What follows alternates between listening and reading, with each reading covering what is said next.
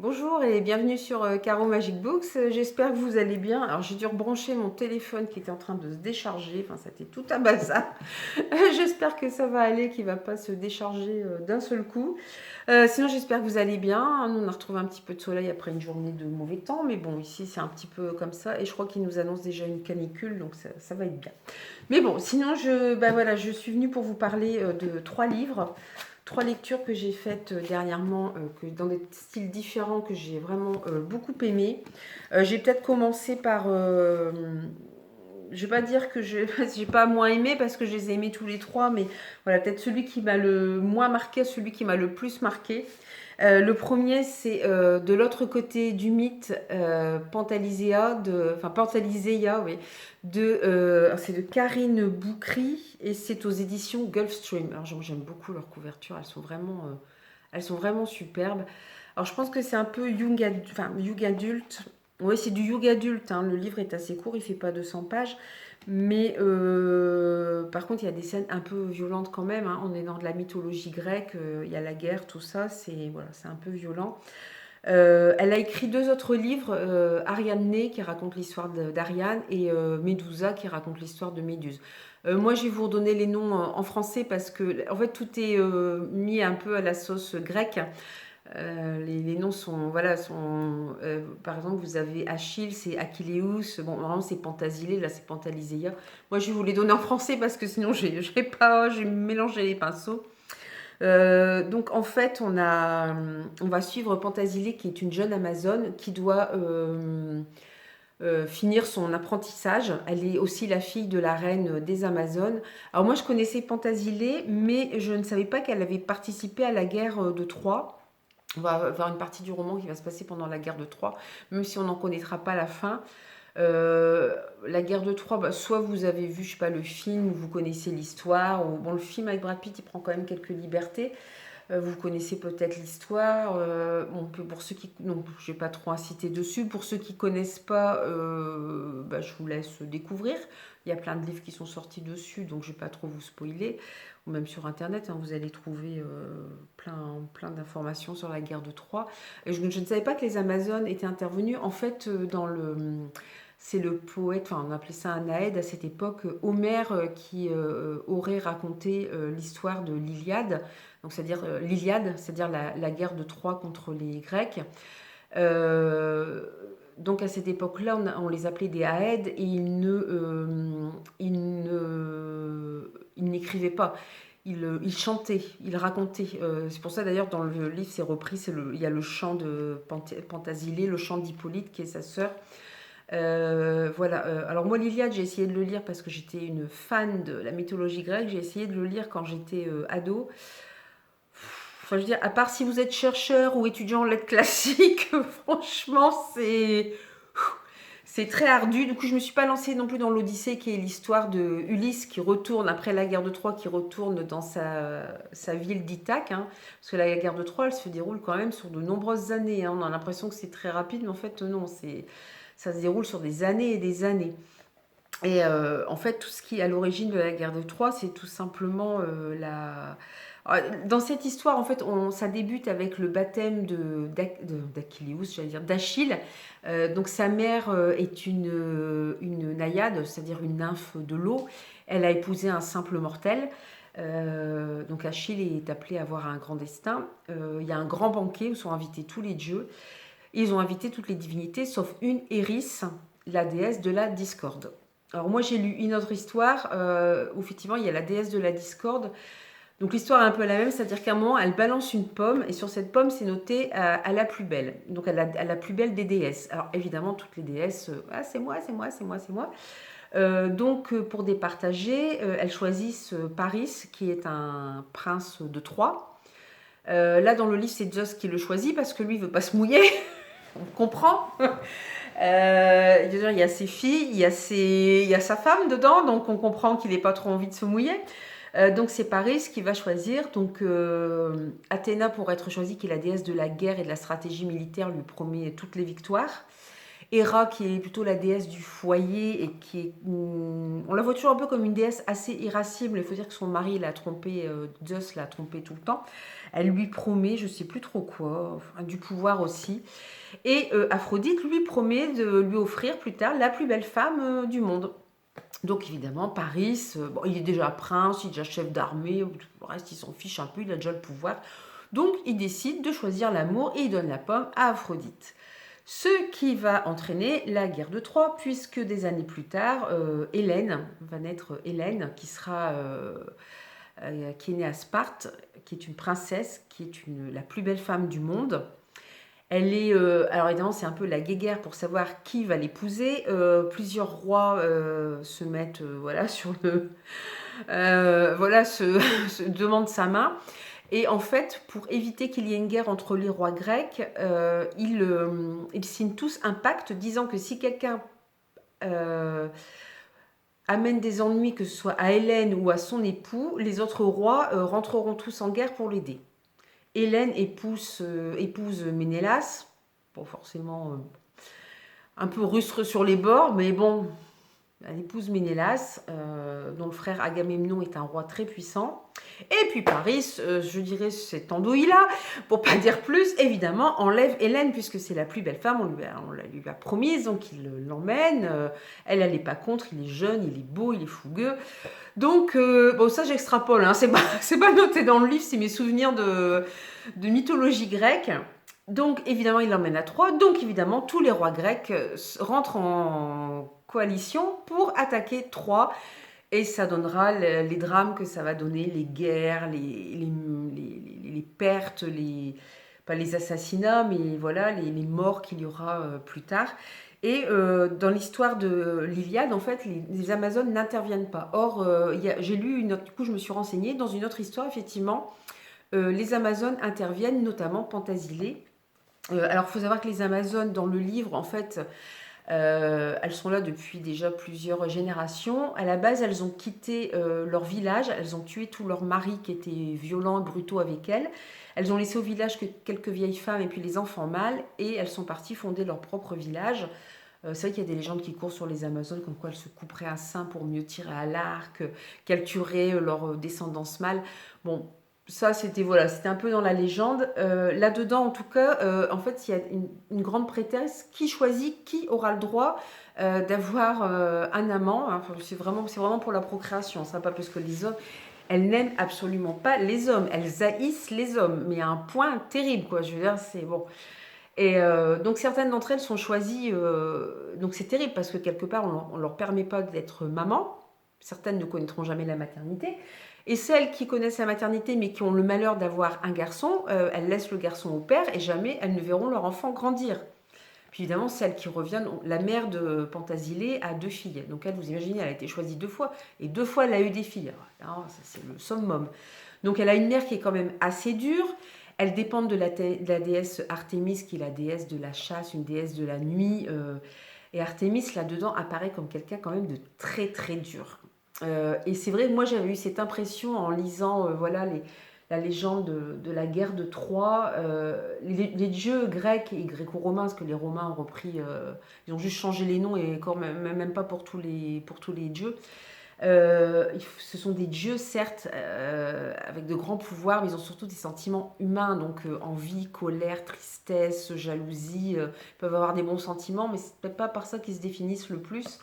Et pendant la guerre de Troie, bah, vous avez des dieux grecs qui vont tenir avec des dieux grecs, oui, qui vont tenir avec les Grecs et d'autres qui vont tenir avec les Troyens.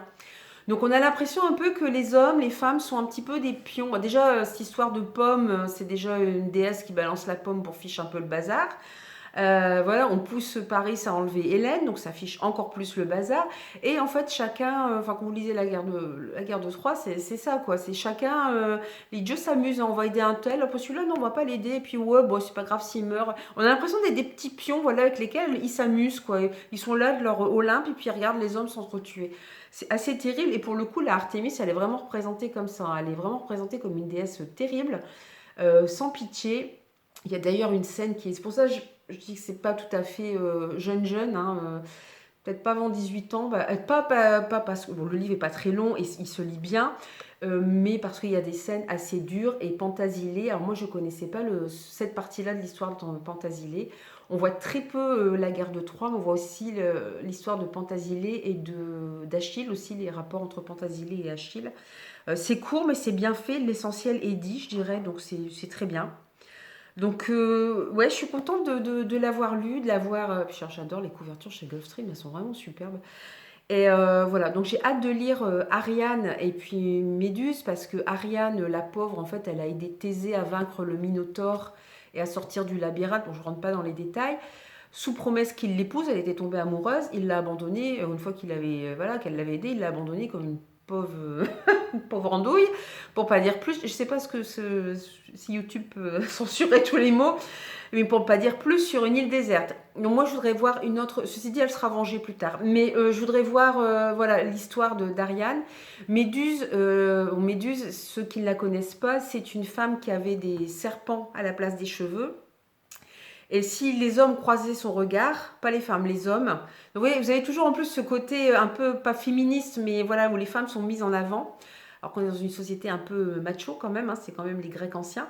Et tout homme qui croisait son regard se transformait en statue de pierre. C'est Persée qui d'ailleurs réussira à la vaincre. Mais moi j'ai deux versions de l'histoire de Méduse, c'est-à-dire qu'à la base, dans les deux, Méduse est une très belle jeune femme. Alors dans la première version, en fait, elle fait crac boum hu avec le dieu Poséidon dans le temple d'Athéna, sachant que Athéna et Poséidon ne peuvent pas se blairer, donc Athéna se venge, pas sur Poséidon, sur Méduse en la transformant en ce monstre. Bon, ça, je dis, bon, je dis déjà, il y a quelqu'un qui est puni, c'est pas top. Dans la deuxième version, c'est encore pire. Dans la deuxième version, Poséidon aurait violé Méduse dans le temple d'Athéna. Et Athéna, très gentiment, ne punit que Méduse. Voilà, elle la transforme en monstre, mais Poséidon, le mec, il repart peinard dans ses océans avec ses tritons et ses sirènes. Enfin, ses naïades, c'est pas des. Oui, il y a des sirènes aussi. Mais voilà, enfin, voilà, donc j'aimerais bien connaître, effectivement, c'est de l'autre côté du mythe, on va voir ça d'un point de vue féminin. Et je trouve ça super, parce que c'est des... Moi, ça m'avait horrifié cette histoire. Je connaissais Méduse, mais j'ai appris après que cette histoire... Alors, il y a deux versions, hein, je vous dis, c'est... Mais je vous dis, à chaque fois, Poséidon, il est pas puni. Et enfin, je veux dire, c'est quand même lui qui a violé Méduse dans l'autre version. Et le mec, il est absolument pas puni, parce que c'est un dieu. Et à la limite... Athéna aurait mérité la compassion d'Athéna, qu'elle la prenne sous son aile et qu'elle l'aide, parce qu'ils ont aidé certains mortels, hein, les dieux grecs aussi, dieux et déesses grecques, mais ouais, c'était une femme, elle ne devait pas en valoir le coup. Pourtant, Athéna est une déesse guerrière. Bon. Bref, voilà. Donc, je trouve ça vraiment intéressant de voir effectivement de l'autre côté du mythe l'histoire du point de vue féminin. Je vais accélérer parce que je suis sûre que j'en ai pour 3 heures à vous parler de ces 3 livres que j'ai vraiment beaucoup aimés. J'ai lu, c'est l'année des premières fois, j'ai lu mon premier Barbara Abel, j'ai lu mon premier Jérôme Loubry, Les chiens de Détroit. Donc c'est aux éditions Calmant Lévy. Donc c'est son premier roman, on m'en avait dit beaucoup de bien.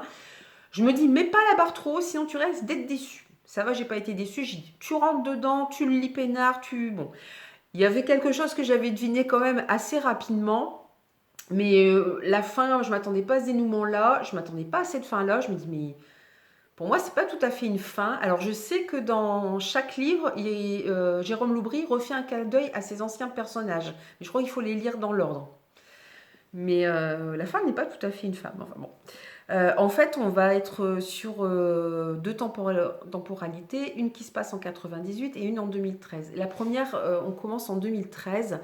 Deux flics, Stan et Sarah, vont arrêter celui qu'on surnomme le géant de brume, qui aurait tué une quinzaine d'enfants. Et en plus, quand il l'arrête, il a enlevé plusieurs enfants. Et il se demande où sont les enfants, est-ce qu'ils sont vivants, est-ce qu'ils sont morts, et il refuse de parler. Donc c'est un peu compliqué. Et flashback, on se retrouve en 98 où un premier corps d'enfant est trouvé. Il sera suivi d'un deuxième et d'un troisième, je crois. Enfin, il y en aura plusieurs. Et c'est Stan qui est chargé de l'enquête. Stan, il faut savoir, il n'est pas de Détroit, parce que la ville de Détroit va jouer un rôle très important aussi.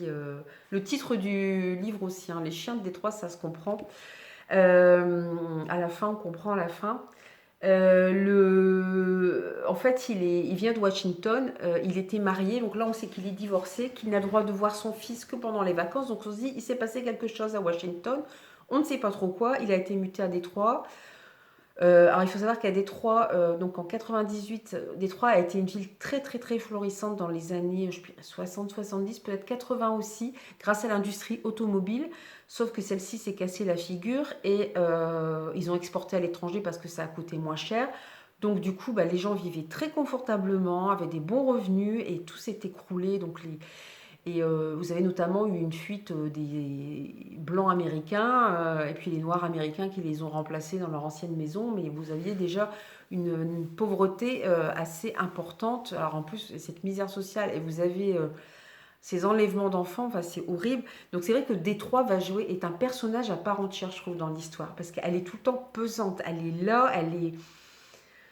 J'aurais dû noter certaines descriptions, enfin, la façon dont Stan, qui n'est pas de Détroit, comment il ressent Détroit, parce que voilà, c'est un personnage à part entière, quoi. C'est la ville oubliée de tous, c'est la ville de tous les crimes, alors pourquoi pas tuer des enfants? C'est ça, quoi, c'est la ville du pire. Derrière ça, ils ont essayé de la faire revivre en créant des casinos, et puis bien sûr, bah, il y a encore eu une nouvelle crise dans les années entre 2000 et 2010. Il y a eu la crise des subprimes aussi, je ne sais pas si vous en avez entendu parler. Je ne vais pas vous faire un cours parce que je suis nulle en économie, mais disons que les Américains c'est pas arrivé qu'à Détroit, hein. Ça a créé d'ailleurs un scandale terrible, ce truc, pouvaient acheter leur maison avec des taux d'intérêt très bas. Mais le problème, c'est que ce taux d'intérêt pouvait changer. C'était les banques, si elles avaient... Alors par exemple, vous prenez un taux d'intérêt à... C'est vraiment très bas, hein, c'est vraiment très intéressant pour les gens qui voulaient devenir propriétaires et s'acheter des superbes maisons. On comprend aussi après pourquoi elle est désertée. Et genre à 1,18 €, voilà, enfin je parle en euros, c'est en dollars, mais bon, mais voilà, et d'un seul coup ça a monté à 4-5% oui, un pourcentage, je dis en euros, c'est en pourcentage. Voilà, ça prenait, donc les gens ne pouvaient plus payer, donc ils avaient quand même mis leurs économies pour acheter cette maison, ils ne pouvaient plus payer, ce qui fait que les maisons se sont retrouvées des maisons, mais des superbes. On voyait à la télé quand c'est... Donc ça a dû arriver, je pense, dans les années 2010 à peu près, je ne sais plus exactement. Ça me paraît vieux, mais c'est possible. Donc les gens avaient des superbes maisons puisque les taux d'intérêt étaient très bas. Et vous êtes retrouvé avec plein de maisons abandonnées, des trucs mais superbes. Alors derrière, ceux qui avaient de l'argent, je veux dire, pour eux, ça a été banco parce que les maisons étaient bradées pour les revendre. Il y en a par contre, mais ça toujours ça profite au même. Donc c'est pour ça que vous avez cette superbe maison, mais vous voyez qui est abandonnée dans le gris. Donc voilà, tout ça. Et on se retrouve justement dans la deuxième partie en 2013. Et Détroit est à nouveau dans un marasme économique, mais terrible. Voilà, ça crée une ambiance d'une tristesse incroyable. Sarah elle-même, alors Sarah, l'autre inspectrice, est fille de policier. Elle a perdu son père lors d'une patrouille hein, où il a été tué. Il y a plein de choses hein, sur les personnages. Bon, je ne vais pas vous en dire trop pour pas vous spoiler. Même s'il y a des choses, c'est pas, voilà, ça va pas vous spoiler énormément, mais je préfère vous laisser découvrir les personnages. Elle a aussi quelques difficultés personnelles, on va dire. Bon, en fait, Stan et elle sont suivis par des psychologues, hein. Bon, c'est noté dans leur dossier, leurs supérieurs le savent, hein, mais voilà, ils vont se retrouver tous les deux en 2013 chargés de l'enquête quand il y a une nouvelle disparition d'enfants. Et puis voilà, il y a cet homme, le géant de brume. Alors ça vient d'une comptine du Moyen-Âge où on parle d'un géant qui, les soirs où la lune était à moitié pleine et à moitié dans le noir, venait enlever des enfants et les faisait disparaître. Mais on ne sait pas la suite, on sait jamais la suite de l'histoire.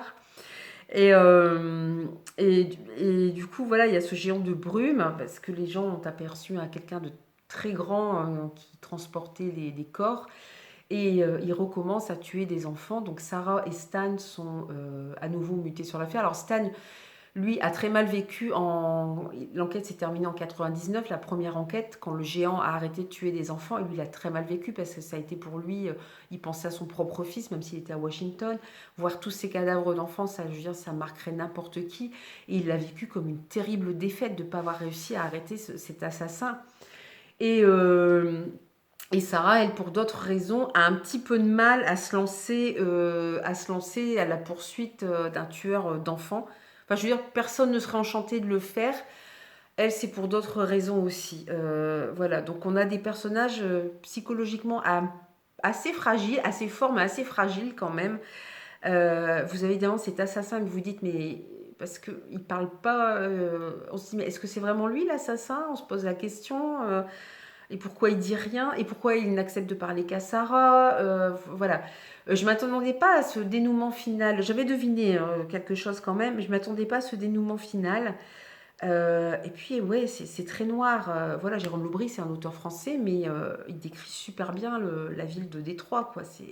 Je dis, c'est un personnage à part entière. Et ce personnage, ben voilà, c'est toute la misère, la pauvreté et aussi le désespoir des gens qui ont essayé, qui continuent à essayer de vivre là, mais de plus en plus la ville se vide, quoi, parce qu'elle retrouvera jamais les années florissantes qu'elle a connues. Mais on demande peut-être pas autant, mais au moins un minimum voilà, pour vivre décemment. Et là, c'est pas le cas, quoi. Donc, et les chiens de Détroit, en fait, il y a beaucoup de chiens errants. Évidemment, les gens ont du mal à se nourrir, donc à vivre. Donc évidemment, ils ont abandonné leurs chiens. Donc il y a beaucoup de chiens errants. C'est pas que pour ça non plus que ça s'appelle les chiens de Détroit, mais c'était une des raisons.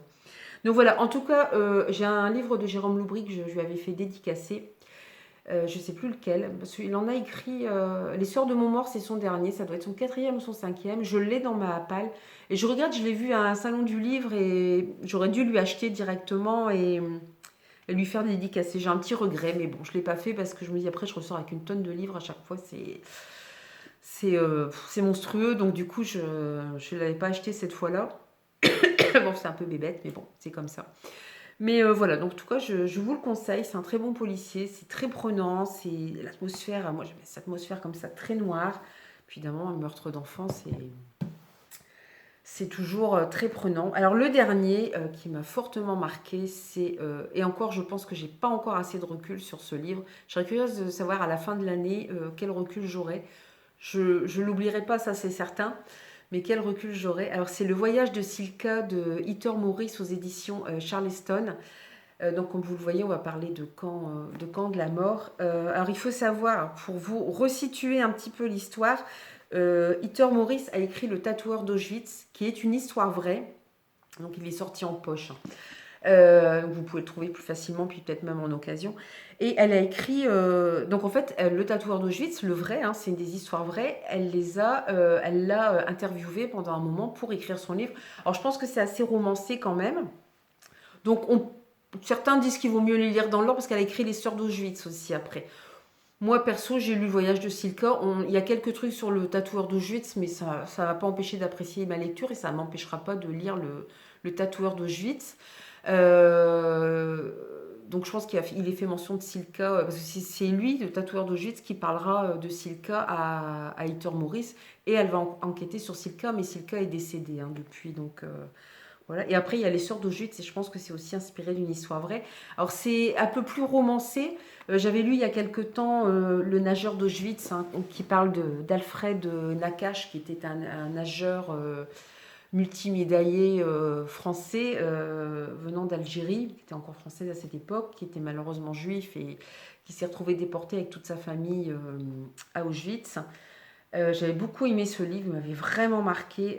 En plus, c'était vraiment. Alors, c'est entre le documentaire et le roman parce que il y a une bibliographie à la fin, donc on sent bien que l'auteur s'est fortement documenté, même sur l'histoire de la natation, c'est les débuts de la nage au papillon, sur les médailles qu'a reçues Alfred Nakache. Et puis donc on voit le parcours d'Alfred Nakache, on voit certains résistants, et on voit aussi entre-temps, on voit sa vie à Auschwitz. Et voilà, c'était pas froid comme un documentaire, c'était pas. Et en même temps, quand vous lisiez le livre, vous disiez, mais tout ça c'est vrai, tout ça c'est vrai, tout ça c'est vrai. Sans arrêt, je me disais ça. Et voilà, c'est des livres vers lesquels j'ai vraiment reculé. Je n'osais pas aller dedans parce que je me suis dit, c'est des sujets très durs. Mais c'est tellement essentiel de lire ce genre de livre, de ne pas oublier, quoi, de pas oublier à quel point on a pu. Chosifier ouais, chosifier, je pense que je sais pas si ça se dit, mais voilà, transformer en choses, déshumaniser les gens en faire des moins que rien. Enfin, c'est voilà, c'est terrible. Et dans le nageur d'Auschwitz, il y a une très belle scène de très belles scènes où il y a une camaraderie qui s'installe au sein même d'Auschwitz, dans le camp. Il faut quand même le faire. Donc, je veux dire, et c'est un peu comme dans Silka. C'est-à-dire que ces gens ont fait tout pour les déshumaniser. Ils sont plus qu'un numéro. Hein. Ils ont des numéros tatoués. Voilà, ils sont plus que des. Silka, en plus, elle aura double peine. Je vous raconterai après son histoire. Euh, voilà, donc ils sont plus rien. Et Alfred Nakache, notamment, va nager dans les réserves d'eau des nazis. Mais enfin, s'il se fait prendre, il se fait tuer. Donc il y en a qui surveillent pendant qu'il nage avec un camarade. Et voilà, voilà, c'est un pied de nez aux nazis pour dire voilà, voyez, on est encore vivant et on est encore là. Quoi. Voilà, pour ceux qui. Moi, je me rappelle, ma première vision des camps de concentration, évidemment, j'en avais entendu parler. Moi, ma génération, on en a vraiment parlé quand j'étais en troisième. On était allé voir le film, le documentaire de Nuremberg à Nuremberg, parce que je crois que le début, c'est là que Hitler monte au pouvoir, c'est dans la ville de Nuremberg. Et à la fin de la Seconde Guerre mondiale, c'est là qu'auront lieu les procès qu'on va employer pour la première fois le terme crime contre l'humanité, dont vont être jugés tous les nazis voilà, qui ont massacré, torturé ces gens. Et c'est vrai que la prof nous avait dit, si vous vous sentez pas bien, vous pouvez sortir de la salle, parce qu'on était allé au CDI voir. Et c'est vrai que les images, il y a au moins une personne, hein, je sais que j'ai une amie qui est sortie, au moins une. Personnellement, j'ai pas trop vu ce qui se passait autour parce que j'étais scotchée sur les images. Voilà, il y a des images de charniers, d'hommes, on aurait dit des squelettes ambulants, quoi. Mais c'était vraiment. Et jamais j'oublierai ces images. Donc c'est pour ça que je me dis, voilà, c'est pas facile. Hein. Je comprends qu'on puisse. Moi-même, j'ai hésité avant de m'y plonger. Mais c'est des livres nécessaires. Alors celui-là, par rapport au nageur d'Auschwitz, il m'a semblé un peu plus romancé. Donc je vais dire moins dur, si on peut parler de moins dur dans ce genre de livre. En fait, l'histoire de Silka, elle est slovaque. À cette époque-là, la Slovaquie, ou du moins une partie, faisait partie de la Hongrie. Donc, quand les Hongrois ont déposé les armes devant Hitler, les Slovaques juifs ont été amenés, alors toute la famille de Silka, son père, sa mère, sa sœur. Alors, je crois que, non, en vrai, elle n'a qu'une sœur ou deux sœurs, je ne sais plus. On leur dit bah, vous venez à la gare tel jour, vous allez aller travailler. Ouais, sauf que c'était des wagons à bestiaux et c'était pour les emmener à Auschwitz-Birkenau. Donc Silka se retrouve à 16 ans à Auschwitz, séparée de son père, bon pas de sa mère et de sa sœur puisqu'ils séparaient hommes et femmes. Elle a 16 ans, elle est jeune, elle est jolie, donc elle se retrouve être, je vais pas dire la maîtresse parce que c'est pas du tout le mot approprié, mais être la chose d'un commandant. Alors apparemment, là, on parle que d'un seul commandant. Je crois qu'en vrai, il y en a eu deux qui deviennent. Voilà, en fait, c'est du viol. Hein. Faut appeler un chat, mais elle n'a pas le choix. Donc, ce commandant la met dans une pièce qui est attenante à un baraquement, hein, pour qu'il ait un minimum de confort quand il vient la voir. Donc, elle aussi a un minimum de confort. Mais ce baraquement, en fait, c'est le baraquement où on met les femmes qui, le lendemain, vont être emmenées à la chambre à gaz. Donc, vous imaginez, il y aura des scènes terribles. Et en fait, le livre commence où Silka est libérée, où les Russes viennent libérer Auschwitz-Birkenau. Et ensuite, on aura des flashbacks sur Auschwitz, et des flashbacks assez terribles quand même, parce qu'elle n'en parle pas, elle ne veut pas en parler, et on voit qu'elle se souvient. Sauf que le problème, comme elle a couché avec l'ennemi, elle est considérée comme ennemie elle-même, et elle se prend 15 ans de goulag. Donc vous imaginez, je veux dire, elle a quoi, 18-19 ans quand elle sort d'Auschwitz, on la renvoie dans un goulag en Sibérie. Enfin, tu te dis, mais je veux dire, mais c'était du viol, quoi. Elle a... Et puis voilà, elle a survécu comme elle a pu, et elle n'a pas eu le choix, et la pauvre, elle se reprend 15 ans de goulag en Sibérie. Alors là, c'est pareil, on va avoir un esprit de camaraderie qui va se mettre en place. Malgré elle, elle va se retrouver à l'infirmerie. D'ailleurs, elle a peur d'aller à l'infirmerie parce qu'elle se souvient. Elle savait, elle évidemment, n'a pas subi ça, mais de gens qui étaient emmenés, notamment des enfants, pour faire des expériences sur eux. Donc à chaque fois, elle a elle a des flashbacks d'Auschwitz qui sont presque plus terribles que ce qui se passe en Sibérie. Si ce n'est qu'en Sibérie, il fait vraiment très très très froid. Évidemment, vous imaginez, il y a très peu à manger aussi. Mais en fait, elle va se faire une place à l'infirmerie et petit à petit avoir une formation d'infirmière. Alors, il va lui arriver plein d'autres choses, évidemment. Mais voilà, ça, il y a toujours, c'est un peu comme dans Le Nageur d'Auschwitz, cet esprit de...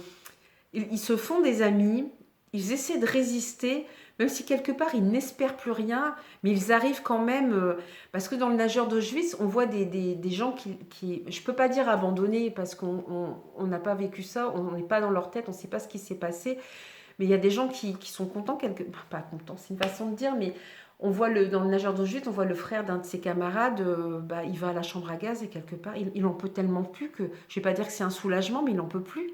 Il en peut plus. Et on voit ça aussi dans Silka.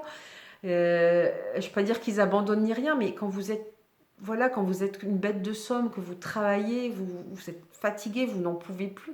Par moment, oui, vous devez souhaiter vouloir mourir, quoi. Donc c'est voilà, donc on a un peu tout ça là, si ce n'est que ouais, c'est voilà, il y a cette lueur d'espoir avec le fait qu'elle travaille à l'infirmerie, qu'elle va pouvoir ramener un peu de ration à ses amis dans son baraquement, tout ça.